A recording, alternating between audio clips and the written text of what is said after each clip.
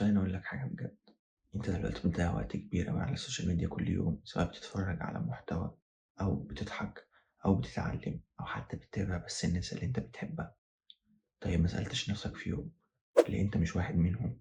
ليه تفضل مجرد متفرج رغم إن في ناس في سنك وأصغر منك بتكسب فلوس وبتوصل صوتها وعايشة حياة حرة بسبب المحتوى اللي هما بيقدموه؟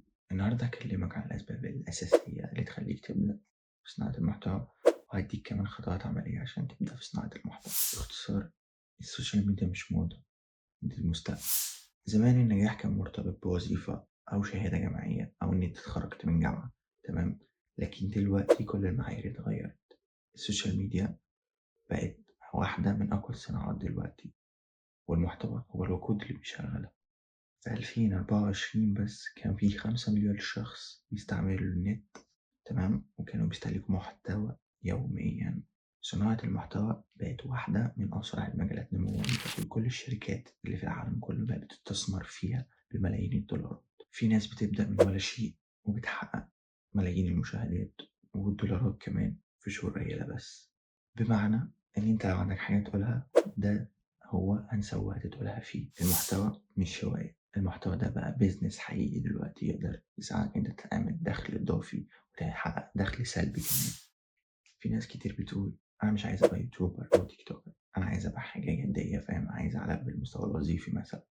طيب خليني أسألك سؤال، هو إيه الفرق بين واحد بيشتغل في شركة وبيقبض مرتب وبين صانع محتوى بيشتغل لنفسه وبيحقق دخل إضافي؟ الإجابة باختصار الحرية والاستقلالية. لما تكون صانع محتوى أنت كده بتشتغل لنفسك بس، تمام، ممكن تحدد الساعات اللي أنت عايز تشتغل فيها والساعات اللي أنت مش عايز تشتغل فيها، محدش ضاغط عليك أو محدش بيقولك لازم تشتغل. غير كده أنت بتبني مشروعك الخاص لأن أنت بتعمل لك بيرسونال براند، فاهم، لأن المحتوى بتاعك ده بيتحول بيكون البيرسونال براند بتاعك.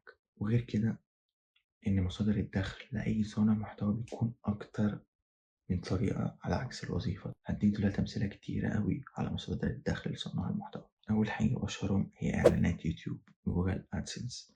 باختصار أنت عندك في اليوتيوب لما بتوصل لرقم معين هو اليوتيوب مديهولك، بتبدأ إن أنت تكسب فلوس على الإعلانات اللي هو بيحطها على الفيديوهات بتاعتك. والرقم دوت هو 1000 مشترك و4000 ساعة مشاهدة. تاني حاجة وهي الرعاية والإعلانات المدفوعة، إن أنت بيجيلك شركات تدفع لك علشان خاطر تروج للمنتجات بتاعتهم، وده ممكن تبدأ فيه على طول من بعد ما يكون عندك جمهور صغير مستهدف. تالت حاجة وهي تسويق العمولة affiliate marketing، إن أنت باختصار بتسوق لأي منتج أنت عايزه، بتحط اللينك بتاعه في الوصف مثلا أو في الديسكريبشن عندك، وأي حد بيخش على الرابط ده وبيطلب المنتج أنت بتاخد نسبة، بتاخد عمولة على المنتج ده. رابع حاجة وهي المنتجات الرقمية، إن أنت باختصار تقدر تسوق المنتجات الرقمية. لو كان عندك خبرة في مجال مثلا ممكن تعمل لك كورس صغير وتبدأ تسوق ليه عن طريق المحتوى. ممكن تعمل كتاب أونلاين وتبيعه.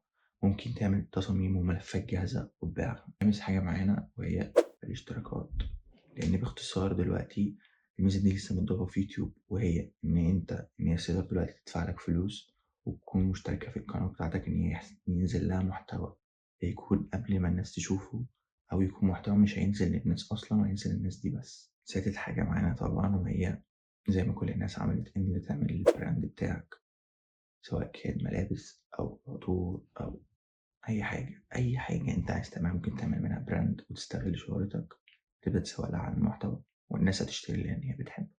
يعني ببساطة المحتوى ممكن يكون دخل كبير أوي ليك، مش مجرد هواية أنت بتعملها.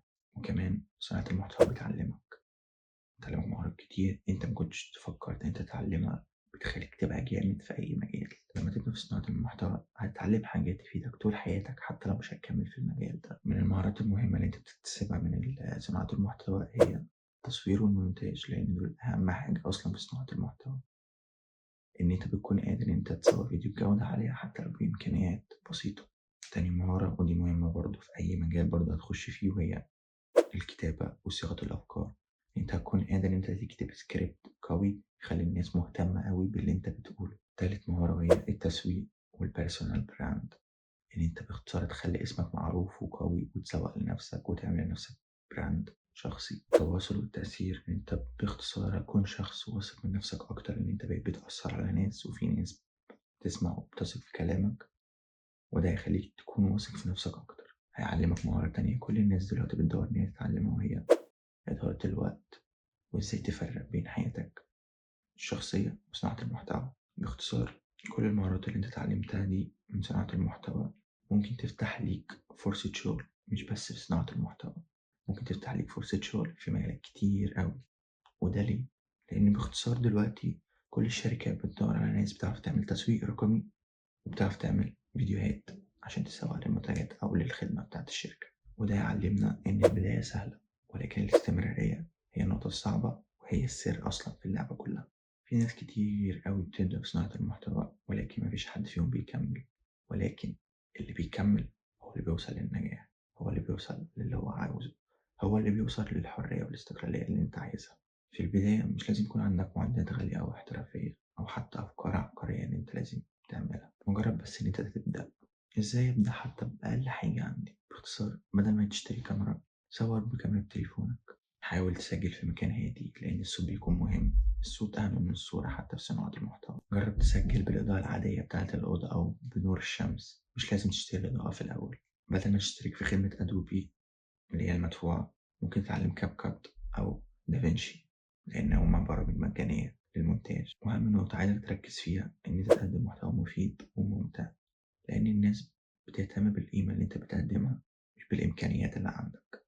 وزي ما قلت لك، السر في الاستمرارية، فمش لازم تتوقع أعلى مشاهدات أو أعلى نتائج من أول فيديو أو تاني فيديو أو تالت فيديو حتى.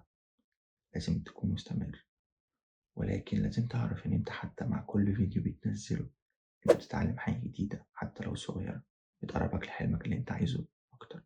باختصار، مفيش عندك حاجة تخسرها، ولكن عندك كتير أوي تكسبه. خلينا دلوقتي نفكر شبه ما كل الناس بيفكروا. إيه أسوأ سيناريو ممكن يحصل دلوقتي؟ إنك تبدأ وتلاقي تفاعل ضعيف، تكتشف إن أنت محتاج تطور مهارتك، تجرب تاني لحد ما تلاقي الأسلوب الخاص بيك.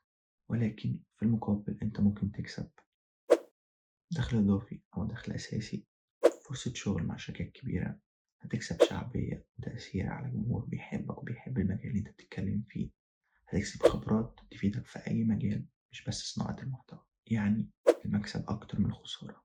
أنت دلوقتي قدامك خيارين، أول خيار إنك تفضل زي ما أنت مجرد مستهلك بيستهلك المحتوى من غير ما يستفيد بيه، أو إن أنت تبدأ رحلتك بخطوات بسيطة، وإن أنت تبدأ تكتب اسمك ومستقبلك، القرار في إيدك، فهتبدأ أنت. كده الفيديو بتاع النهاردة يكون خلص. أتمنى إن كان فيه إفادة، وأتمنى إن أنت تبدأ حتى لو بخطوات بسيطة، متستناش الوقت المناسب أو الإمكانيات المناسبة، لأن هي مش هتيجي من غير ما تبدأ. سبحان الله وبحمده، أستغفرك وأتوب إليك. شكرا.